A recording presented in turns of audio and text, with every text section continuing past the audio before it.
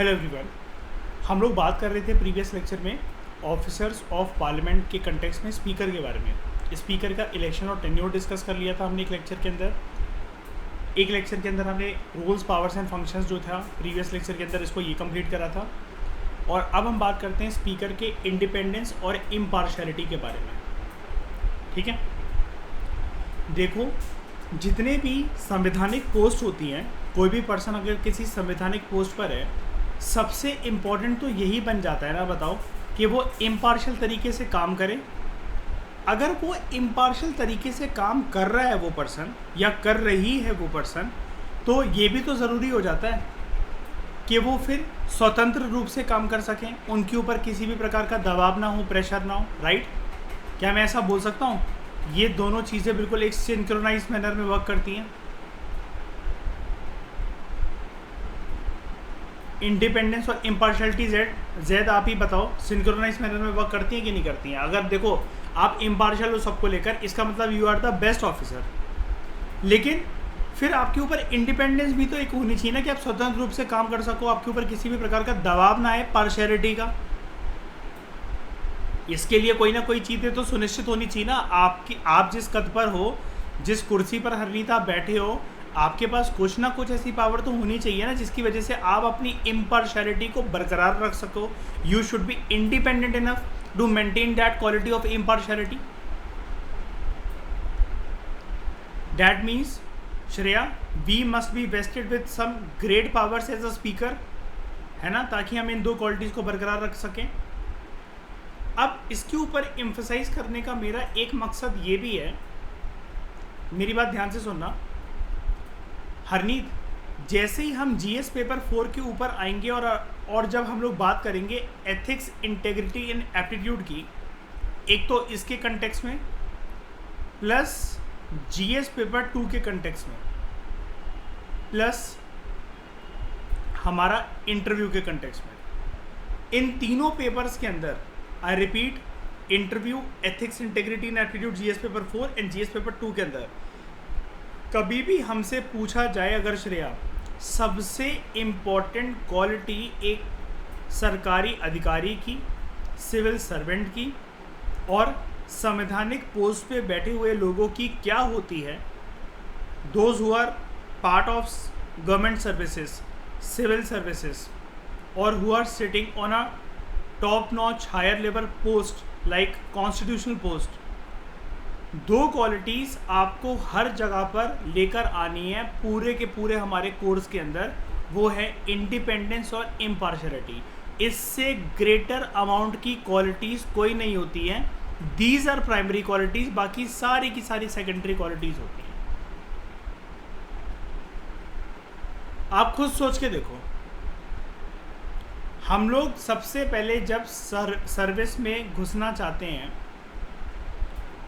हम लोग कभी भी ये नहीं सोचते सर, जब हम इस एग्ज़ाम के लिए एम करते हैं, कुछ भी करते हैं, कि हम लोग कभी भी ये नहीं सोचते कि हम करप्शन करेंगे, हमारे पास पैसे आ जाएंगे। हम बेसिकली ये चाहते हैं श्रेया कि हम इतने पावरफुल हो कि भले ही हमारी सैलरी कम हो लेकिन हमें रिश्वत ना लेनी पड़े, हम दूसरों को भी रिश्वत लेने से रोक सकें, है ना।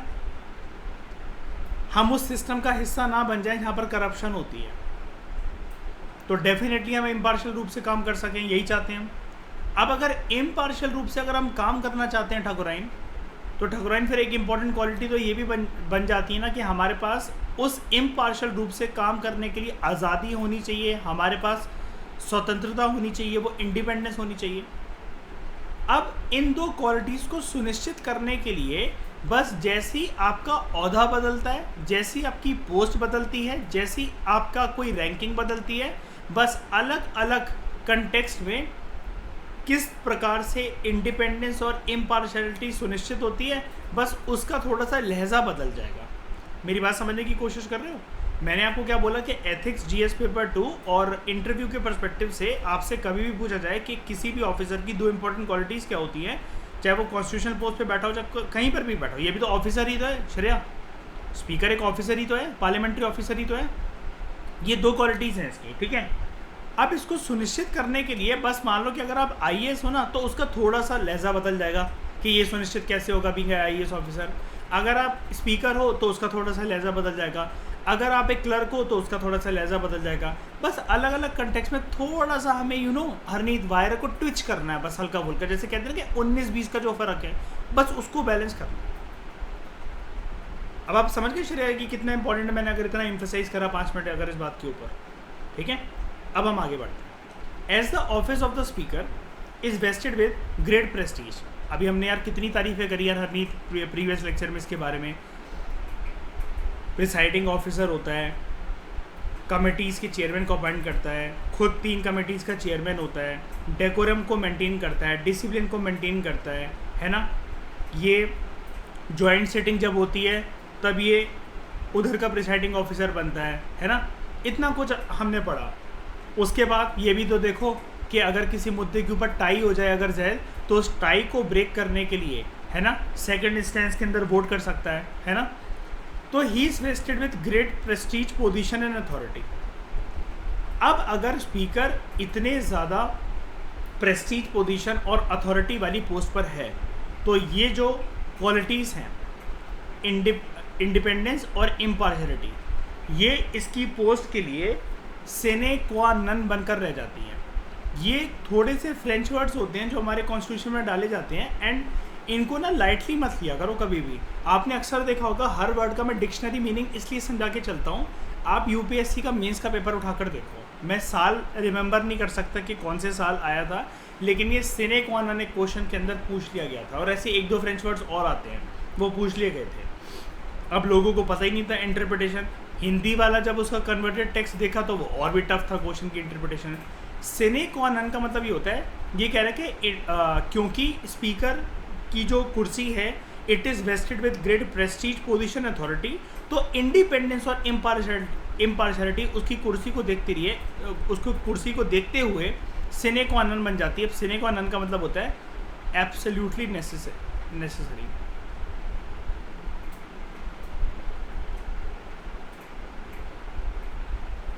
या फिर आप इसको ये भी कह सकते हो एक्सट्रीमली इंपॉर्टेंट, या फिर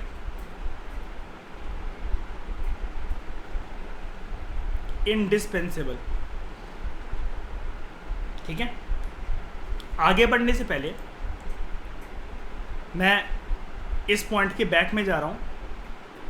ये चीज़ तो आपको मेरे इनिशियल लेक्चर से पता है ना कि ये वाले पॉइंट्स कभी भी मिस मत करा करो, एकदम से आगे मत बढ़ा करो, बैक में जाकर देख लिया करो क्या बोल रहा है। पीछे चलते हैं। स्पीकर के इसी ओहदे को देखते हुए वीवी गिरी जी ने एक चीज़ बोली थी। कौन थे वीवी गिरी? कौन थे? जैद याद करो, मैंने पोस्ट इंडिपेंडेंस में क्या पढ़ाया था। इंदिरा गांधी जी के टाइम पे टसल याद है सिंडिकेट्स और इंडिकेट्स के बीच में, तो उन्होंने वीवी गिरी को आगे करा था। कौन बन गए थे वीवी गिरी?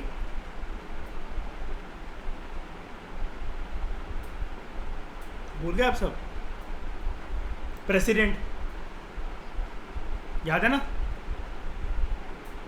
इनके लिए खुद आगे करा था इंदिरा गांधी जी ने, है ना, जब वो टसल चल रही थी उनकी सिंडिकेट्स के साथ। अब देखो वीवी गिरी ये बोलते हैं,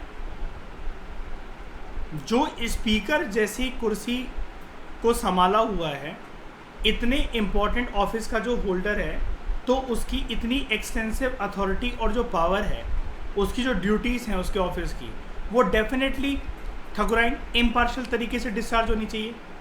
तो इम्पार्शियलिटी अपने आप में एक इनडिस्पेंसेबल कंडीशन बन जाती है स्पीकर के ऑफिस की। स्पीकर के ऑफिस की मतलब यहाँ पर समझ जाना कि ऑफिस का मतलब बेसिकली एक कुर्सी की, एक कद की, एक ओहदे की बात हो रही है। ये वो ऑफिस नहीं है कि जाके टेबल कुर्सी यहाँ पड़ी हुई हैं। क्यों? क्योंकि स्पीकर जो है ना, अगर उसको ये जो क्वालिटी है इम्पार्शियलिटी वाली, ये अगर एब्सोल्युटली नेसेसरी कंडीशन अगर ना बने तो ये चीज़ गलत होगी। क्यों? स्पीकर की कुर्सी को हम लोग अगर समझें, he or she is regarded as guardian of the powers and privileges of the house. Which house बताओ? लोकसभा। ना कि वो पॉलिटिकल पार्टी जिसके सपोर्ट से वो हाउस के अंदर इलेक्ट हुआ हो। यानी कि समझ रहे हो, इसकी अकाउंटेबिलिटी और जवाबदेही और इम्पार्शियल तरीके से काम करना, ये सब कुछ लोकसभा के लिए है, ना कि वो पॉलिटिकल पार्टी हो सकता है कि जिसके सपोर्ट से वो स्पीकर की कुर्सी पर आया हो। बीबी गिरी जी का ये कहना था, स्पीकर सिर्फ ये सोचे कि जो करंट पॉलिटिकल पार्टी जो पावर के अंदर है, जो सत्ता के अंदर बैठी हुई है सरकार बनाकर, ये सिर्फ उसके कॉन्फिडेंस से अपनी ओहदे को टिका कर रह लेगा, तो नहीं, ऐसा नहीं हो पाएगा। उन्होंने बोला it is not possible for him और her to maintain order in the house, Lok Sabha के अंदर, until and unless she or he enjoys the confidence of the minority parties also, अपने राइट्स और प्रिविलेजेस को सेफगार्ड करने के लिए। अच्छा, मुझे एक बात बताओ, इसके इलेक्शन में क्या मैं ये बोल सकता हूँ जैद के both majority and minority parties जो है उनका अहम योगदान रहता है, माइनॉरिटी पार्टीज़ का भी अच्छा खासा बोलबाला रहता है इसके इलेक्शन में, ये बिना उनके सपोर्ट के नहीं जीत सकता?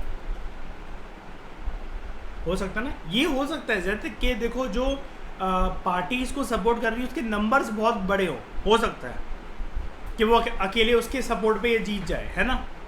लेकिन फिर भी कुछ दूसरी पार्टीज़ भी तो हो सकती है ना, ऑपोजिशन पार्टीज़ वगैरह जो भी हैं।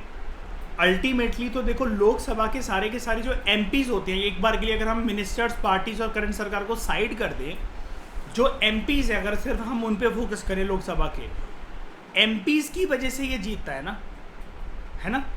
अब एक एक एमपी का योगदान बहुत ज़रूरी है, एक एक एमपी का सपोर्ट बहुत ज़रूरी है इसके चुनाव के लिए, इसको जिताने के लिए। तो स्पीकर को इन सब चीज़ों का अपने जिस कुर्सी पर बैठा है उसकी मान मर्यादा का ख्याल रखते हुए काम करना चाहिए, ऐसा बीबी गिरी जी ने बोला था। ठीक है। अब अगर हरनीत इतनी ज़्यादा बात चल रही है यहाँ पर ठाकुराइन कि इंडिपेंडेंस और इम्पार्शियलिटी इतनी इंपॉर्टेंट चीज़ है स्पीकर के लिए, तो संविधान ने इसके लिए कुछ प्रोविज़न भी तो डाले होंगे। ये सिर्फ कहने से तो नहीं होता ना श्रेया कि ऐसा होना चाहिए वैसा होना चाहिए। संविधान हमेशा नॉर्मेटिव साइंस के ऊपर बात नहीं करता कि this should be done, this ought to be done. वो संविधान उसके लिए आपको कुछ बैकअप विंडो देता है ना, कि ऐसा हमने बना दिया आपके लिए अंबुजा सीमेंट की दीवारें, अब आप ना इसके दायरे में रहकर काम करो और ये दीवार नहीं टूटेगी। इसके लिए ये जो दीवारें हैं ये खुद एक अपने आप में एक संवैधानिक प्रोविजंस हैं। अगर ये दीवार को कूद कर कोई आता है, you have the right to approach judiciary and file complaint. ठीक है। अब देखते हैं फॉलोइंग प्रोविजंस जो हैं वो ये इंश्योर करते हैं कि स्पीकर जो है, स्पीकर का जो ऑफिस है वो किस तरीके से इंडिपेंडेंट और इम्पार्शियल रूप से काम कर सकता है। नंबर 1, मेरी बात एक और सुनो ध्यान से। अगर मैं एक इंडिपेंडेंट और इम्पार्शियल रूप से काम करना चाहता हूं और अगर मेरी इम्पार्शियलिटी और इंडिपेंडेंस के ऊपर खतरा है किसी भी पोस्ट के ऊपर बैठकर, हम जिस एग्ज़ाम की तैयारी कर रहे हैं हरनीत, चलो उसी का एग्जाम्पल ले लेते हैं। मैं ना जो करंट गवर्नमेंट चल रही है उधर का एक सांसद है, वो हो सकता है मंत्री भी हो, और मेरे डिस्ट्रिक्ट के अंदर वो मुझे कुछ ऐसे प्रोग्राम को इम्प्लीमेंट करने के लिए कह रहा है जो कि हो सकता है एक रिलीजियस कम्युनिटी के खिलाफ जा रहा हो। वो गुस्सा हो जाए, या फिर मुझे ये लग रहा है कि being a administrative officer, being an IAS officer, ये चीज़ ठीक नहीं है, इस चीज़ के लिए मेरी आत्मा गवाही नहीं दे रही। लेकिन अगर मैंने उसकी बात नहीं मानी तो मुझे एक सबसे बड़ा डर क्या रहता है बताओ? ज़्यादा से ज़्यादा वो क्या कर सकता है मेरे साथ? ट्रांसफ़र। अब मान लो श्रेया आप हो, आप बहुत कुछ सही और गलत अपने ऑफिस में होता हुआ देखते होगे या कभी देखा होगा, किसी भी चीज़ को लेकर, डिसीजन मेकिंग को लेकर, ऑफिस की प्रोग्रेस को लेकर, किसी रिपोर्ट को लेकर, कलीग्स को लेकर, बॉस को लेकर, किसी भी चीज़ को लेकर। ठीक है, कभी देखा हो या किसी के और के मुंह से सुना हो या आपने खुद भी इस चीज़ को फील करा हो, जो भी है। अब आपकी प्राइवेट नौकरी में सबसे इम्पॉर्टेंट आपको डर क्या है कि अगर आप कुछ गंभीर से गंभीर स्थिति को भी अगर देख लो तो उसको बोलने से पहले कतराओगे क्यों, कांपोगे क्यों? आपके साथ ज़्यादा से ज़्यादा क्या हो सकता है?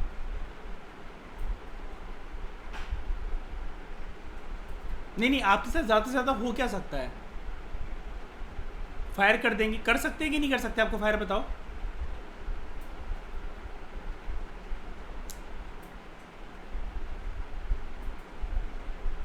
नहीं, कंस्टेंट वैसे होते हैं, लेकिन बी मतलब मैं प्राइवेट नौकरी के कंटेक्स्ट में बात कर रहा हूँ। फायर करा जा सकता है आपको कि नहीं करा जा सकता बताओ? अगर टॉप लेवल के ऑफिसर्स ही जो बिल्कुल ही मतलब इन सारे कामों में अगर इन्वॉल्व हो और अगर उनको दिख रहा हो कि श्रेया गौरव हमारे अगेंस्ट जा रही है, तो आपको फायर करा जा सकता है नहीं करा जा सकता बताओ? करा जा सकता है। तो आप बोलने से कतराओगे कि नहीं कतराओगे? अगर आपके मन में डर है कि मुझे फायर कर दिया जाएगा, कतराओगे? अब हरनीत ठकुराइन, अब श्रेया के एग्जाम्पल से हम लोग ये चीज़ समझते हैं कि हमारी ज़िंदगी में ना अगर हम स्वतंत्र रूप से और इम्पार्शियल रूप से काम करना चाहते हैं ना, ये सबसे इम्पॉर्टेंट चीज़ है। ये मैं इसलिए एम्फेसाइज कर रहा हूँ इसके ऊपर। मेरा कोई मतलब नहीं बनता, मैं तो ऐसे पॉइंट्स बोलकर कुछ भी निकल जाऊँ ऐसे और आपको आपके ऊपर ही ब्लेम डाल दूँ कि आपको अच्छे से लर्न नहीं हो रहा। यार ये बहुत इंपॉर्टेंट चीज़ है ये, क्योंकि जब इंटरव्यू रूम में जब आपसे ये सब चीज़ें करी जाएंगी ना, और बीइंग अ PSI और ऑप्शनल, तब आपके होंठ काँपेंगे कि मुझे बोलना क्या है। लेकिन आपको ये जब चीज़ें पता रहेंगी ना, तो आप बिल्कुल एक कॉन्फिडेंट तरीके से अपने आप को प्रेजेंट कर सकोगे कि भाई मुझे पता है कि प्राइमरी रिस्पॉन्सिबिलिटीज़ और प्राइमरी चीज़ें क्या होती हैं, सेकेंडरी चीज़ें क्या होती हैं। मुझे क्रोनोलॉजी में लगाना आता है चीज़ों को, क्योंकि मैंने पॉलिटी में पढ़ रखा है इस चीज़ को अच्छे से, और मुझे वो कंठस्थ तरीके से याद है। मैं बोलना ये चाह रहा हूँ ठाकुराइन कि श्रेया के एग्जाम्पल में एक सबसे इम्पॉर्टेंट चीज़ थी सिक्योरिटी ऑफ टेन्योर। अगर आपको ये पता हो कि श्रेया इतने टाइम से पहले आपका बाल भी बाका नहीं करा जा सकता किसी के भी द्वारा, फिर तो आप टेबलों पे चढ़ के नाचोगे, है ना? श्रेया नाच रही है ज़्यादा, वो कह रही है सस्पेंड करके दिखा, फायर करके दिखा। तो सबसे बड़ी बात तो ये होती है speaker is provided with the security of tenure. हमारे सर्विस में हरनीत ज़्यादा से ज़्यादा मिनिस्टर हमारा क्या कर सकते हैं बताओ? ट्रांसफ़र ना, है कि नहीं?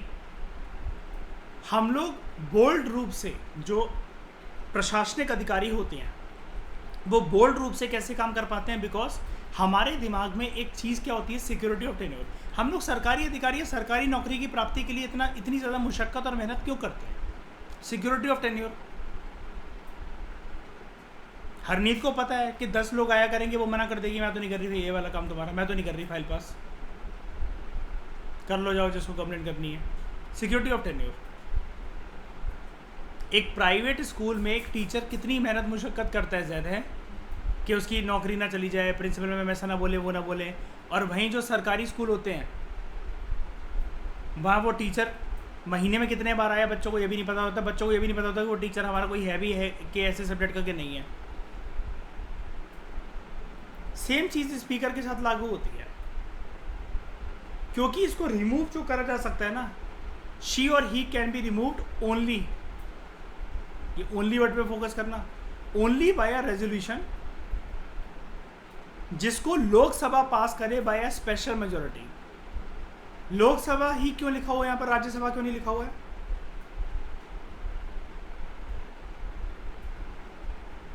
लोकसभा में होता है प्रिसाइडिंग ऑफिसर, इसलिए इसका राज्यसभा से कुछ लेना देना नहीं है ना। That is majority of all the then members of the house. अभी ऑल द देन मेंबर्स वाली बात क्या होती है जैद?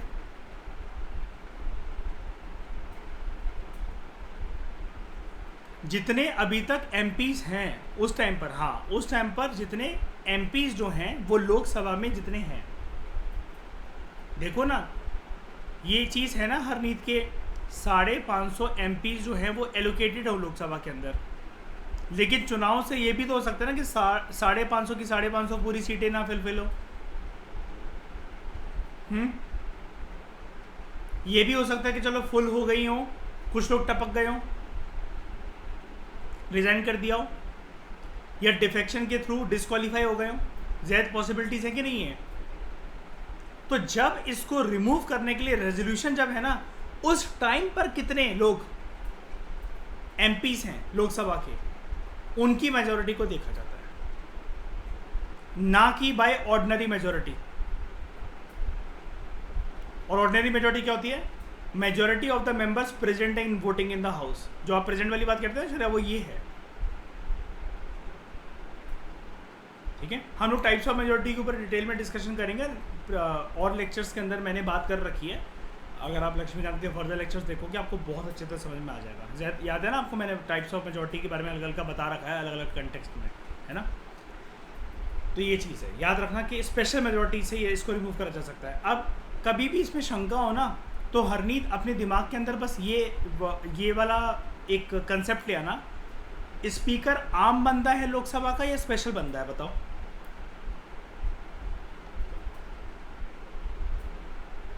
स्पेशल बंदा। श्रेया, एक प्राइवेट जॉब में काम कर रहे हुए बंदे को निकालना ज़्यादा आसान है या फिर एक आईएएस ऑफिसर को निकालना ज़्यादा आसान है सर्विस से? प्राइवेट। आप समझ गए श्रेया, तो मैं नोट्स पे ज़्यादा फोकस क्यों करना है। This motion of removal can be considered and discussed only when it has the support of at least 50 members. ये चीज़ भी इंपॉर्टेंट है। देखो, जब इसको रिमूव करने के लिए रेजोल्यूशन जब मूव करा जाता है, हरनीत सबसे पहली प्रक्रिया क्या होती है? स्पीकर को कितने दिन का एडवांस नोटिस दिया जाता है?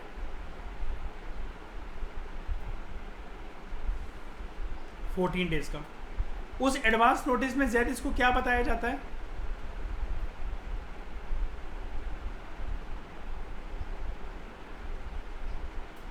हाँ, कि बेटा चड्डी संभाल लो, कभी भी खिसकने वाली है, बचा लो अपनी इज्जत अगर बचा सकते हो तो। अब ऐसा क्यों करा जाता है? एक तो संवैधानिक प्रक्रिया ये, एंड जैद दूसरा उसकी तशरीफ फाड़नी है। दहशत के माहौल में घूमेगा ना उसके बाद तो वो।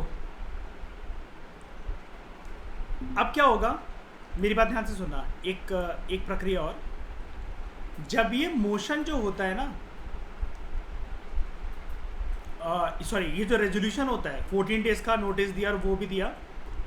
अब जो ये मोशन होता है रिमूवल का, इसको सिर्फ तभी कंसिडर करा जा सकता है और लोकसभा में तभी डिस्कस करा जा सकता है एटलीस्ट इस चिट्ठे के ऊपर 50 मेंबर साइन कर दें। ये एक इम्पॉर्टेंट चीज़ है ठकुराइन। जैसे क्या होगा, मान लो श्रेया आप सांसद हो, आप एमपी हो, आप स्पीकर से नाखुश हो और आपको पता है कि जब ये मनूस आके यहाँ बैठता है ना, तो कई लोगों की शक्लें जो है ना उन पे 12 बज जाते हैं। मतलब आपको इससे और इसके काम करने के तौर तरीकों से आपत्ति है। अब मान लो कोई भी एक सेशन या एक मीटिंग चल रही थी लोकसभा के अंदर, वो खत्म हुई और आप गए एक एक की टेबल पर कि यार मैंने एक चिट्ठा बनाया दोस्तों। आप बोल रहे हो अपने फेलो एमपी से, बोल रहे हो कि मैंने दोस्तों एक चिट्ठा बनाया है जिसमें मैं ना एक प्रक्रिया को स्टार्ट करना चाहती हूँ लोकसभा के अंदर। आप बोल रहे हो अपने फेलो एमपी से, बेसिकली ये जो प्रक्रिया है स्पीकर के रिमूवल से रिलेटेड है। मैं ये चाहती हूँ कि इसको डिस्कस करा जाए, इसको कंसिडर करा जाए लोकसभा के अंदर। तो आप एक तो खुद हो, आपको कितने और मेंबर्स का सपोर्ट चाहिए कि इसके रिमूवल की प्रक्रिया को डिस्कस करवाने के लिए, इस डिस्कशन को स्टार्ट करवाने के लिए, और कितने फेलो एमपीज का सपोर्ट चाहिए? नहीं, एक तो आप खुद हो, और कितना चाहिए? 49। एंड श्रेय अपने हम्बल नेचर की वजह से 49 को तो पटाई लेगी, है ना। इसको कहते हैं साइलेंट बगावत। और जैद हम जैसे 449 को पता चला पटा ले। जो लोग फेवर में भी हो उनकी भी बुद्धि भ्रष्ट। अब क्या है, आपका काम 50 में हो जाएगा, लेकिन श्रेया ठीक है हरनीत। अब इसने 50 का ये जो चिट्ठा प्रिपेयर करा है, इसको क्या बोलेंगे?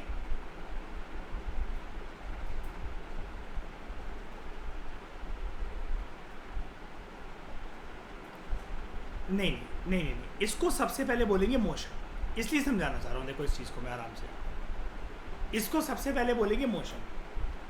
अब इस मोशन से होगा क्या वोटिंग होना स्टार्ट हो जाएगी स्पीकर को रिमूव करने के लिए, बताओ।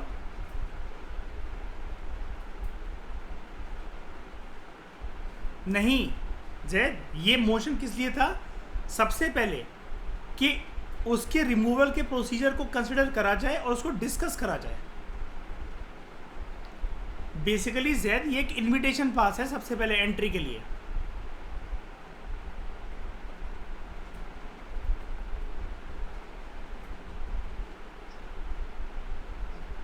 हाँ देखो ना, हाँ तो उससे पहले भी ये प्रक्रिया है कि उससे पहले मोशन आएगा, क्योंकि देखो ना यहाँ पर जैद देखो दो इंपॉर्टेंट टर्म क्या लिखी हुई है यार। सबसे पहले हमें कंसिडर करना है उस बात को, हाउस को रियलाइज करवाना है कि इस हरामजादे या इस हरामजादी को निकालना है यहाँ से। अब लेकिन बाकी लोगों को कैसे रियलाइज करवाऊँ मैं? इतने सारे लोग बैठे हुए हैं वहाँ पर, कुछ लोग एब्सेंट होते हैं, कुछ लोग कभी आ रहे हैं कभी नहीं आ रहे। किसी बंदे से मैं अपने फेलो एमपी से हो सकता है हरनीत में समर सेशन में मिला था, अब डायरेक्टली मेरी उससे मुलाकात विंटर सेशन के अंदर हो रही है। यार मुझे हाउस को रियलाइज़ करवाना है कुछ महीनों के अंदर अंदर श्रेया कि यार इस कमीने को निकालना है, इस कमीनी को निकालना है यहाँ से। अब इस चीज़ को कंसिडर और डिस्कस करवाने के लिए संविधान ने एक प्रक्रिया ये डाली हुई है ठाकुराइन कि एटलीस्ट बस 50 मेंबर्स का सपोर्ट मिल जाए तो वो चीज़ जो है डिस्कशन के लिए रेडी हो जाएगी। तो यानी कि ये जो मैं हाउस के अंदर इस चीज़ को एटलीस्ट इस मुद्दे को उठा सकूं कि इसके ऊपर चर्चा हो, इसको क्या बोलूँगा मैं, इस चिट्ठे को बोला जाएगा मोशन ऑफ रिमूवल। और जब ये प्रॉपर तरीके से, अब जब वो वोटिंग की प्रक्रिया होगी हरनीत और उसको रिमूव करने की बात होगी, उसको हम लोग क्या बोलेंगे? अगर वो पास हो गया तो फिर ये रिमूव होगा। मान लो वोटिंग हुई और स्पेशल मेजॉरिटी के साथ ये क्या हुआ, पास हो गया वो, तो वो चीज होगी एक रेजोल्यूशन। देख रहे हो, ही can be removed only by a resolution. इसलिए मैंने पहले ही बता दिया था ना श्रेया कि ओनली वर्ड पे बहुत ज्यादा फोकस करना। ये चीज, ये छोटी छोटी बातें होती है, लेकिन देखो पता है क्या होता है श्रेया, मतलब हाँ, और माइन्यूट डिटेल्स की बात भी नहीं है। पता है एक और बात है कि संवैधानिक प्रक्रिया में हरनीत जो भी चीज़ें दे रखी है ना हमें उसको वैसे ही एक्सेप्ट करना पड़ेगा। हम उसमें अपना दिमाग ज़्यादा चला नहीं सकते, बस हम उसकी डीप इंटरप्रिटेशन और एनालिसिस कर सकते हैं बस। हम यहाँ पर ये नहीं सोच सकते कि मेरे अकॉर्डिंग ऐसा होता होगा। अरे भाई हमारे अकॉर्डिंग कुछ नहीं होता, वो संविधान निर्माता वो वाला काम कर चुके हैं, ठीक है। उसके बाद इसकी जो सैलरीज है और जो अलाउंसेस हैं वो पार्लियामेंट के द्वारा फिक्स करे जाते हैं। मेरी बात ध्यान से सुनना, टॉपिक से भटकना मत please. Bring your mind back to this heading. हम लोग बात कर रहे हैं इंडिपेंडेंस और इम्पार्शलिटी के ऊपर, इसलिए मैं इतने इत्मीनान से और आराम से बोल कर चल रहा हूँ। अब मुझे एक बात बताओ, अगर आपको ये पता हो श्रेया कि आपको सैलरी एक पर्सन से मिलती है, यानी कि एक पर्सन है, आपको जो पैसे है वो वही देगा वो पर्सन, ठीक है। तो आप किसी से भी भिड़ जाओगे, लेकिन उस पर्सन से कैसे अपने रिश्ते बनाकर रखोगे, है ना, कॉर्डियल। उसकी गलत बातों को भी इग्नोर कर जाओगे। लेकिन अगर आप ऐसा कर रहे हो तो आप फिर इम्पार्शियल तरीके से थोड़ी ना काम कर रहे हो। तो यानी कि अगर आपकी सैलरी और अलाउंसेस किसी के ऊपर निर्भर हैं, किसी के मूड के ऊपर निर्भर हैं, तो उसको तो एक ही वर्ड में डिफाइन करा जा सकता है कि जैद हमें तो फिर उस पर्सन की चापलूसी करनी पड़ेगी। अब इसको दूसरी माइंड की रिलैक्सेशन क्या दी जाती है संविधान के द्वारा? एक तो पहली दी गई थी सिक्योरिटी ऑफ टेन्योर कि भैया मुझे कोई नहीं निकाल सकता। दूसरी चीज़ क्या कि मैं कल को बागी हो भी जाऊं किसी के लिए, मैं पीएम के खिलाफ जाकर बोल रहा हूं, तो सैलरी रुक जाएगी क्या मेरी? बिल्कुल नहीं रुकेगी, because my salary and allowances are fixed by the parliament. वो कंसोलिडेटेड फंड ऑफ इंडिया से मिलेंगे, ना कि मूड स्विंग जो कि पार्लियामेंट की एनुअल वोटिंग से मेरे को मिले। कि मतलब मान लो कि प्रधानमंत्री, मंत्रिमंडल और बाकी जो एमपीज हैं लोकसभा के अंदर, वो उन्होंने एक वोटिंग करवाई हर एक साल की, और वो लोग मुझसे चिड़े हुए हैं तो उन्होंने मेरी सैलरी को 1 रुपये महीना कर दिया। अगर ऐसा होने लग जाए, एनुअल वोटिंग होने लग जाए, तो मैं स्वतंत्र रूप से फिर कहाँ काम कर सकूंगा बताओ। ये तो वही चीज़ हो गई ना कि यार मतलब मैं जब तक किसी को खुश करके नहीं रख पा रहा हूँ तो सैलरी के अंदर यहाँ पर इंक्रीमेंट नहीं हो रहा है। मैं भेज रहा हूँ किसी को तो हो सकता है प्रमोशन रुक रहे हो, लेकिन यहाँ पर इसके साथ ऐसा नहीं होता। क्योंकि दो चीज़ें देखो ना, अगर आप एक बार के लिए स्पीकर के टॉपिक को हटा दो, हम लोग कहीं पर भी काम करें श्रेया, ये दो चीज़ें तो इंश्योर होना ज़रूरी है ना। अब एक बार बताओ, आपकी कंपनी कल को श्रेया ये बोले कि हमें ना थोड़ा सा घाटा हो रहा है ना, और एक पेट्रोलियम रिजर्व जो है वो फट गई है, वहाँ आग लग गई है, ऐसा हो गया है, तो श्रेया तुम अपनी सैलरी इस महीने की यार मत लो और अगले महीने से लेना शुरू कर देना। आप कहोगे ना भाई भाड़ में जाओ तुम, मुझे क्या लेना देना, 10 पेट्रोलियम रिजर्व में मैं खुद लाइटर फेंक दूंगी जलाकर, मुझे उससे क्या लेना देना। कोविड के टाइम पे ही देख लो हरनीत, जैद, सिर्फ एक ही कैटेगरी के पर्सन चैन की नींद सोए हैं जिनको ये लगता था कि कोविड और एक्सटेंड हो जाए, हमें क्या फ़र्क पड़ता है। सरकारी अधिकारी, घर पे बैठना है, डर की वजह से बाहर निकलना नहीं है, फ्री की सैलरी है कि नहीं। उसके बाद ये याद रखना, मैं आपको बताता चाहता हूँ ना, ये हिज और ऐसे मत करा करो, ये इसको कभी भी मत लिखना, ये दोनों चीज़ें लिखा करो, हिज और हर या फिर ही और शी, ठीक है। इसका जो काम और जो कंडक्ट होता है स्पीकर का, सबसे बड़ी बात है, it cannot be discuss and criticise in the Lok Sabha except on a substantive motion. अब श्रेया, आपको अगर ये पता हो कि आपकी ऑफिस पॉलिटिक्स के अंदर दिन भर आपके लिए पंचायतें उठ रही हैं, ठीक है, इधर उधर से बातें चल रही हैं, कई फेलो कलीग्स जो हैं और ऐसा कर रहे हैं, तो आपको ये लगेगा ना कि कुछ, मान लो मतलब एक टिपिकल मैं कहानी अगर बताऊँ एक ऑफिस पॉलिटिक्स की, जो कहीं पर भी छोटे मोटे ऑफिस, कॉल सेंटर या बड़े से बड़े ऑफिस के अंदर जो चीज़ चल सकती है ऑफिस पॉलिटिक्स के रूप में, वो ये हो सकता है कि कुछ लोग बॉस के चहीते हों, उनकी ज़्यादा पटती हो, उनकी कॉल पे बात होती हो बॉस वगैरह से, तो वो सारी की सारी खबरें फेलो कलीग्स की उन तक पहुंचाते हो हैं। अब उस चक्कर में होगा क्या कि बहुत बार रियल नेचर अंदर से नहीं आ पाता ऑफिस में लोगों का, कि हमें ऑब्जर्व करके कल को हमारी पंचायतें ना होने लगे, हम सही गलत के बारे में अगर यहाँ पर बोलने लगे तो हम ही विक्टिम बनकर ना रह जाए, पता चला यहाँ पर हमें डेवलिश ना मान लिया जाए। बंदा स्वतंत्र रूप से तब काम कर सकता है जब वो कुछ भी करे लेकिन उस चीज़ को डिस्कस ना करा जाए, ना उस चीज़ को क्रिटिसाइज करा जाए। लबासना ट्रेडी के ग्रुप में मजाल है किसी की कोई मेरे खिलाफ पंचायतें स्टार्ट कर दे, श्रेया क्या हो जाएगा उसका, है ना। बताओ जैद, है कि नहीं ये तानाशाही? ये तानाशाही है। मिलो बेटा, तुम निकालना जरा श्रेयस को ग्रुप से एग्री कर।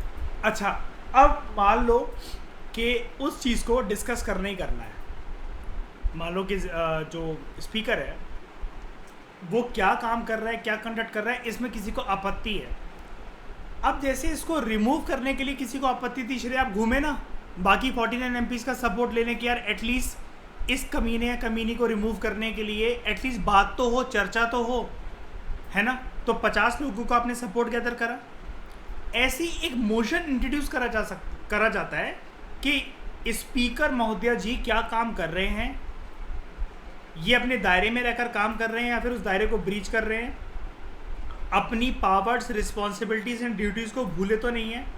इसके लिए एक मोशन पास करा जाता है which is known as substantive motion.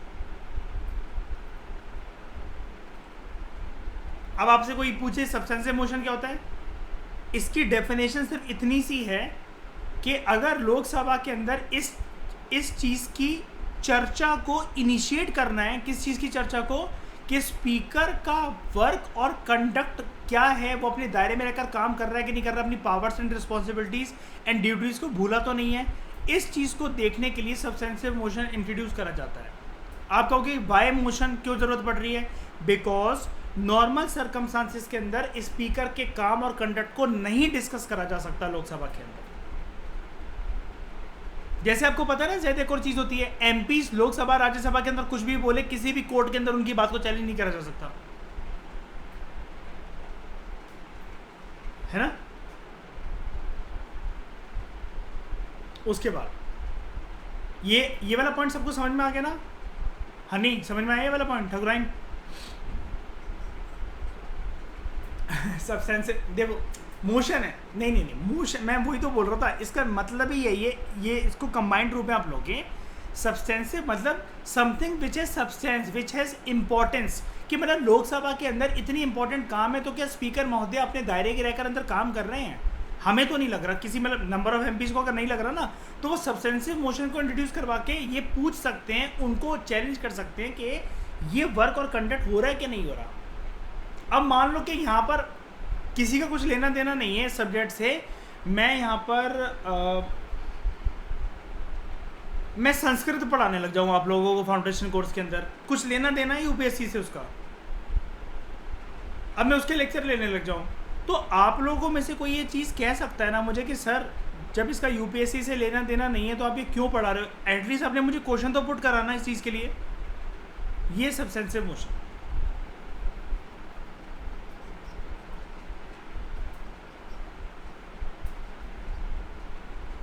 मतलब समझा नहीं, मोशन नहीं है मतलब ये भी चिट्ठा है, ये भी जैसे वो इंट्रोड्यूस हुआ था ऐसे ये इंट्रोड्यूस होगा, ये ऊपर वाले चिट्ठे की तरह। हाँ ये देखो, मैं आपको लेके चलता हूँ ज़रा, देखो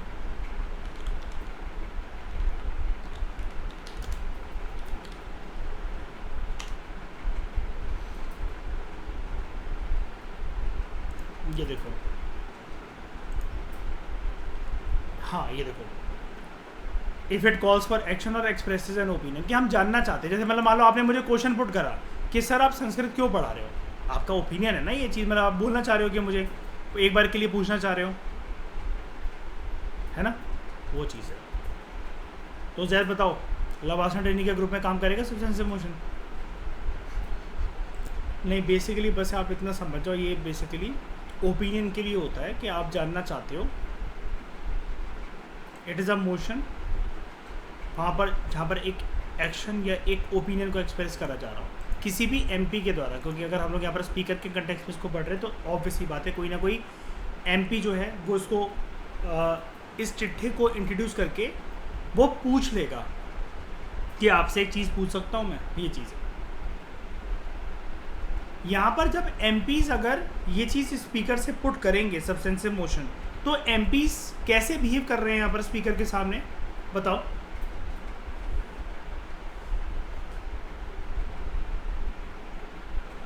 नहीं, अगेंस्ट तो नहीं एकदम से, मतलब देखो ना, अगेंस्ट तो नहीं, बस एक बात जानना चाह रहे हैं, हो सकता है कोई शंका भी हो, मुझसे कोई ये चीज़ पूछना चाह रहा है कि सर आप संस्कृत क्यों पढ़ा रहे हो अगर फाउंडेशन कोर्स के अंदर, तो कोई मेरे अगेंस्ट थोड़ी ना जा रहा है ना। क्या हम ये कह सकते हैं कि पर्सन इज या that particular MP is behaving like अ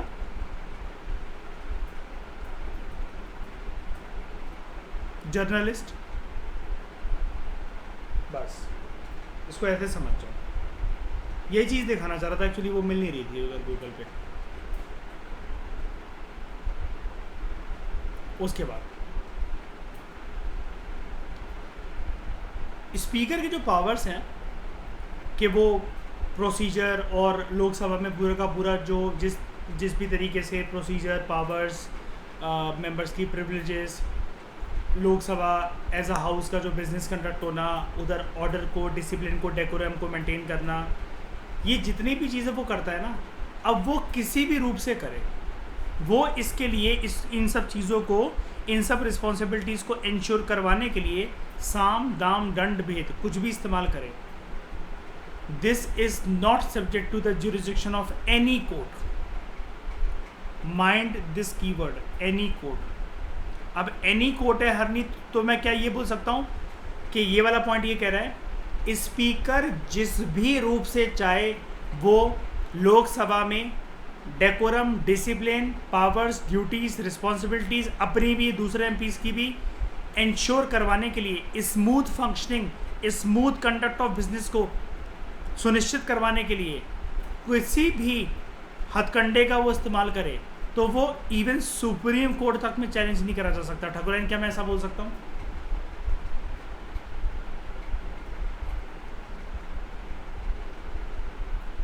है कि नहीं भाई? घर वालों ने परमिशन दी श्रेया आपको कि आप जाओ एक ट्रिप पर, ठीक है? अब वहां पर आपको रास्ते में हर 5 मिनट में वीडियो कॉल आए या लोकेशन ऑन करो अपनी, बेटा कहाँ पहुँचे, बताओ किसके साथ हो, क्या हो, तो आप ये कहोगे ना, या तो मुझे परमिशन नहीं देनी थी, और परमिशन दे दी तो खून मत पियो इतना मेरा। तो जब उसको अपनी रिस्पॉन्सिबिलिटीज़ और पावर संविधान के द्वारा सुनिश्चित उसकी करी गई है स्पीकर की, तो वो चीज़ जो है वो अपने दायरे में रहकर काम करता रहेगा। लेकिन इसके ये जो पावर है कि वो किस हिसाब से लोकसभा में बिजनेस को कैरी ऑन करता है, कैसे ऑर्डर एंड डेकोरम को मेंटेन करके रखता है, इस चीज़ को किसी भी कोर्ट के अंदर चैलेंज नहीं करा जा सकता। जैसा कि जस्ट मैं अभी बोल रहा था 2 मिनट पहले कि एमपीज कुछ भी बोलें, किसी भी मुद्दे के ऊपर, किसी भी बिल के ऊपर डिस्कशन करें, चाहे वो लोकसभा हो चाहे वो राज्यसभा हो, इस चीज़ को भी किसी भी कोर्ट के अंदर चैलेंज नहीं करा जा सकता। ये हमने पढ़ा था। समझ में आया वाला पॉइंट? बताओ।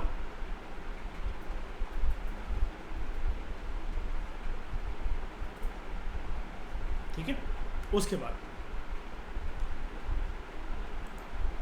हाँ ठाकुर है ना, क्या ना, ठीक है। स्पीकर फर्स्ट इंस्टेंस में कभी वोट नहीं कर सकता,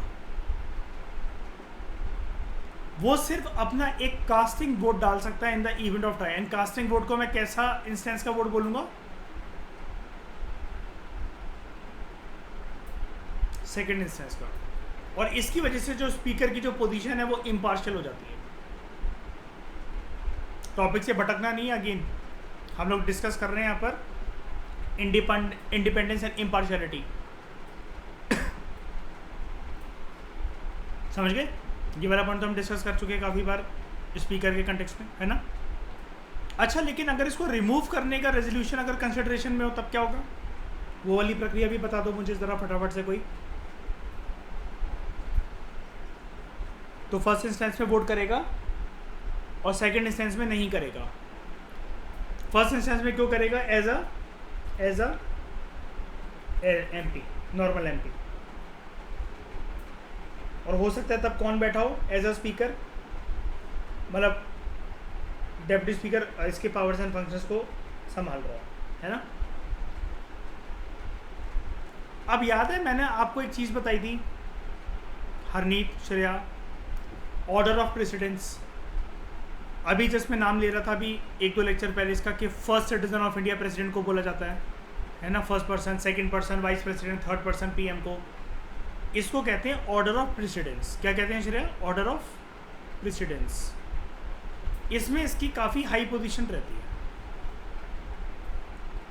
अगर हम लोगों को इन सारे नागरिकों को देखना है, ठीक है, उसमें जैसे फर्स्ट में कौन था? President, second, third PM. He is place at 7th rank, और 7th रैंक पे एक जन और देखने को मिलता है। ये 7th रैंक है, एक chief justice of India, CGI. हमेशा चीफ जस्टिस ऑफ इंडिया किसको बोला जाता है? कौन से कोर्ट के बंदे को? टॉप मोस्ट कौन सा जज? Supreme court. हमारे देश में हरनीत कितने सुप्रीम कोर्ट हैं?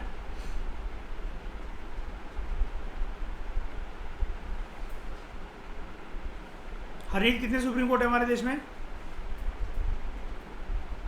अच्छा,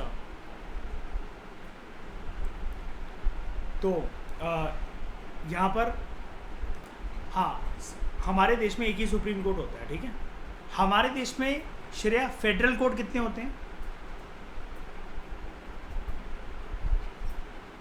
हाँ, फेडरल कोर्ट हमारे देश में सुप्रीम कोर्ट ही है। हमारे देश में ऐसा जो डिजिग्नेशन है, जो नाम है फेडरल कोर्ट का, ऐसा कुछ भी नहीं है। ठीक है, खैर छोड़ो। जो चीफ जस्टिस ऑफ इंडिया है उसके साथ ही इसको स्पीकर को रैंक करा जाता है। Okay, this means speaker has higher rank than all the cabinet ministers except PM और डेप्यूटी पीएम। अच्छा, डेप्यूटी पीएम कौन होता है?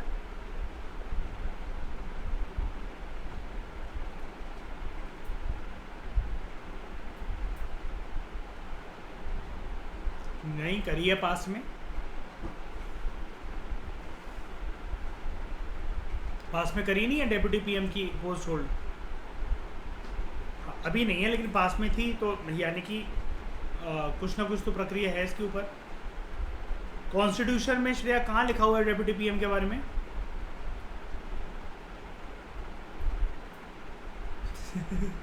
बोलो कहीं नहीं लिखा हुआ है। दिस इज अ, इसको हम लोग कहते हैं एक्स्ट्रा कॉन्स्टिट्यूशनल पोस्ट।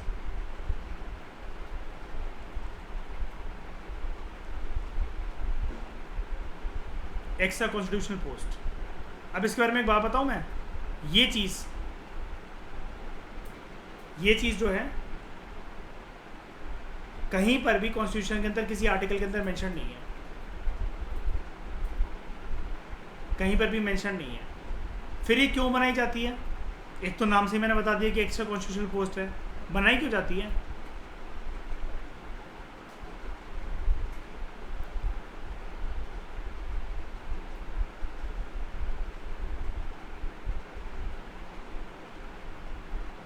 बटरिंग करने के लिए। बताता हूँ। करी किसकी? ब्रेड की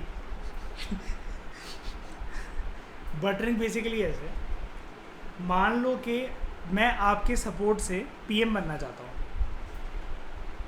अब आपने कहा देखो सर जी ऐसा है कि अच्छे खासे जो मेंबर्स का जो सपोर्ट है वो मेरे पास भी है, तो मैं आपको ज्वाइन क्यों करूँ, आपके साथ कोलिजन क्यों बनाऊँ? मैंने कहा बना लो यार। तो आपने कहा पीएम तो मैं बनूंगी। मैं कहा पीएम मुझे बनने दो, मैं तुम्हें बिल्कुल अपनी परछाई बनाकर अपने साथ रखूँगा, आप डेप्यूटी पीएम बन जाओ। तो आपने कहा ठीक है, बस डेप्यूटी वर्डी तो सिर्फ एक्स्ट्रा आ रहा है, पीएम तो बना ही रहे हैं मुझे। तो बस इस चीज़ के लिए अभी एक्स्ट्रा कॉन्स्टिट्यूशनल पोस्ट हो गई कि नहीं हो गई? सिर्फ आपको खुश करने के लिए कि श्रेया के जितने मतलब मान लो कि एमपीज़ का जितना उसके पास सपोर्ट है, वो अगर मुझे सपोर्ट कर देगी तो मैं पीएम बन जाऊंगा।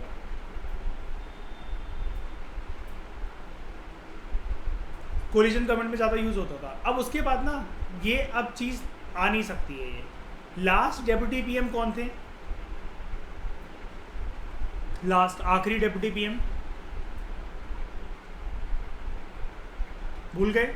जैद लाल कृष्ण आडवाणी।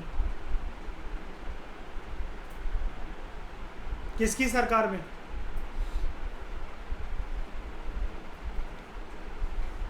अटल बिहारी वाजपेयी जी की सरकार में। क्योंकि आपको पता ना कि वाजपेयी जी की सरकार में और एक ये चीज़ थी कि कोई भी बन सकता था पीएम, है ना। बंद कमरों के अंदर बैठ के टसल ऐसी होती है। आप पीएम को एक बार के लिए हटा दो। दिल्ली में कितने सीएम हैं अभी करेंटली, या अभी तक कौन थे?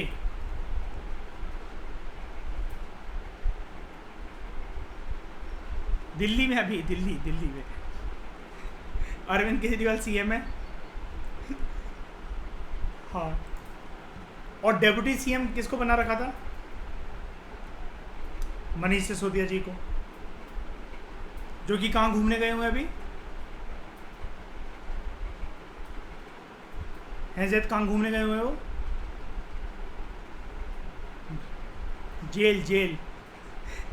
हाँ, ब्रिटेन के अंदर जो स्पीकर होता है, ठीक है, वो स्ट्रिक्टली नॉन पार्टी मैन होता है। नॉन पार्टी मैन का मतलब क्या होता है? वो किसी भी पार्टी से नहीं बिलोंग करता, right? Okay, there is a convention. आ गई ना ये फिर से कन्वेंशन। अब कन्वेंशन बताओ क्या रिटर्न रूल होता है? अगर इसको ब्रीच करा तो क्या कुछ मैं संवैधानिक प्रक्रिया का कुछ उल्लंघन कर दूंगा क्या? नहीं, स्पीकर स्ट्रिक्टली एक नॉन पार्टी मैन होता है. देयर इज़ अ कन्वेंशन कि स्पीकर को जो है अपनी पार्टी से रिज़ाइन करना पड़ेगा एंड उसको पॉलिटिकली न्यूट्रल रहना पड़ेगा. ये कहाँ पर है ये चीज़? ब्रिटेन के अंदर. कि एक बार अगर वो स्पीकर बन गया तो जिस भी पार्टी से वो बिलोंग करता था उसको अपनी पार्टी से रिज़ाइन करना पड़ेगा एंड फिर वो पॉलिटिकली न्यूट्रल होकर काम कर सकता है. देखो ना, जब पार्टी से रिज़ाइन करती है फिर चापलूसी करने की क्या जरूरत है? फिर तो टेबल पे खड़ा होकर श्रेया की तरह कह सकता है ना, अब क्या कर लोगे मेरा? मेरी सैलरी भी कंसोलिडेटेड फंड ऑफ इंडिया से आ रही है, मेरा सिक्योरिटी ऑफ टेन्योर भी है. अब ये जो हेल्दी कन्वेंशन है, हेल्दी कन्वेंशन ही तो ही नहीं, ये बताओ हेल्दी क्यों ही यार? अब मुझे चापलूसी नहीं करनी किसी की यार, क्योंकि इस पोस्ट पे आने के बाद ही ये चीज़ मुझे फॉलो करनी थी कि भले किसी के सपोर्ट से, किसी पार्टी के सपोर्ट से मैं यहाँ तक पहुँचा हुआ हूँ, लेकिन एक बार अगर मैं ब्रिटेन के अंदर अगर स्पीकर बन गया तो I should resign from my party. ये हेल्दी कन्वेंशन कंप्लीट तरीके से इंडिया के अंदर स्टैब्लिश नहीं है. क्यों नहीं है? Speaker does not resign from the membership of his party on his election to this exalted office. यानी कि इतने ऊंचे कद पर बैठकर भी जिसके सपोर्ट से, जिस पार्टी के सपोर्ट से वो स्पीकर के कद पर पहुंचा है, वहां पर रिजाइन नहीं करता वो. अब एक बात बताओ, जब ये रिजाइन ही नहीं करता वहां से, ये जितना हमने चीज़ पढ़ी है इम्पार्शियलिटी और इंडिपेंडेंस वाली, ये सब बर्बाद नहीं हो गई, गोबर नहीं हो गई? ये बताना जरा. क्योंकि होगा क्या जैन, जो पार्टी के अंदर जो पॉलिटिक्स होगी, जो चल रही होगी ठकुराइन, ये तो उसको बोल देंगे, हाँ भाई क्या बोल रहा था तू नेशनल टेलीविजन में, क्या आप चुप रहो, आप बैठ जाइए ज़रा, इनको बोलने दीजिए. एंड बंद कमरे के अंदर श्रेया फिर हम जैसे तो उसके मुंह में कोयला भरते हैं. फिर क्या मैं चुप करवा रहा था? क्यों? क्योंकि पार्टी का अभी भी गुलाम बनकर रहेगा ये. एंड जैन जिसकी पोस्ट पार्टी से निकली हो एंड उसके बाद भी वो वहाँ पर रिज़ाइन ना करे, हम जैसे तो उसको कतई नहीं कह सकते, मान ही नहीं सकते इस बात को कि वो इंडिपेंडेंट और इम्पार्शियल रूप से काम कर लेगा, या जो वो डिसीजन देगा वो फेयर तरीके से देगा, या वो डरेगा भी नहीं, कतराएगा नहीं किसी भी डिसीजन को देने में, किसी भी जजमेंट को पास करने में. बताओ श्रेया, स्वतंत्र रूप से काम कर सकता है क्या? वो नहीं कर सकता. अच्छा, अब ये चीज़ अगर जीएस पेपर 2 में, पीएसआईआर में, ऑप्शनल में हमारे और हमारे इंटरव्यू में अगर ये एक सॉल्यूशन के तौर पे पूछा गया हो चाहे ना पूछा गया हो, हम लेकिन ये चीज़ तो कह सकते हैं ना जैद, ये वाला सॉल्यूशन लिखने के लिए तो कोई गलत बात तो है नहीं. क्योंकि जहाँ पर अगर हमें 1% भी डर है किसी की इंडिपेंडेंस और इम्पार्शलिटी के ऊपर श्रेया, तो एटलीस्ट हम ये तो कह ही सकते हैं ना कि सॉल्यूशन के तौर पर हमें ये हेल्दी कन्वेंशन यूके की अपनानी चाहिए, ब्रिटेन की अपनानी चाहिए.